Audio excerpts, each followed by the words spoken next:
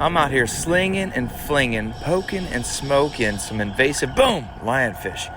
Look at that guy, perfect shot. He is completely incapacitated. We get them all, but we're on a new quest to find, boom, the largest lionfish I've ever caught. We're looking for an 18-inch plus boom, lionfish. And it's a hard quest, but we got to do it.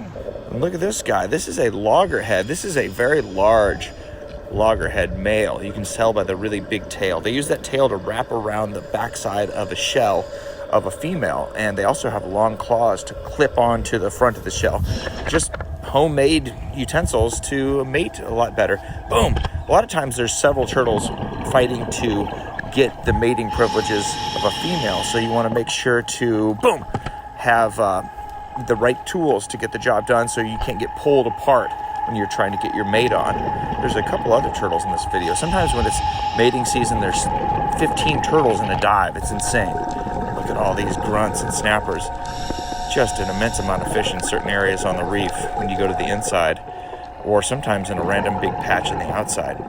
Super pretty. Let's see if we can get this guy. He's just clinging on. Boom. They have these little fingers on the fins on the bottom side of these great big side fins, and the last few little fingers are what they use to cling onto the reef. Now here's a little spree of groupers. This one is, I believe, the gag grouper, an old fishing net or something. This guy here is what's called a Goliath grouper. It's a fairly small one. They get a lot bigger than this, but obviously he's way bigger, and that's why they get the name Goliath grouper, because they are Goliath. Look at that little happy face. It kind of looks like a snowman face with rosy cheeks, I want to say. And I think it's about the same on the other side too, but I just see it more on that side. That's a red grouper, and boom.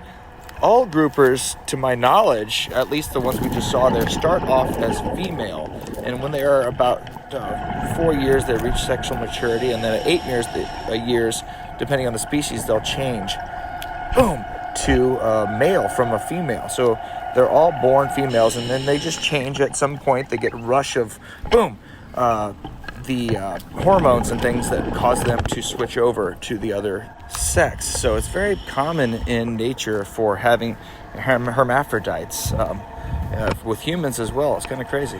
Boom, look at that, right on the side of that barrel sponge.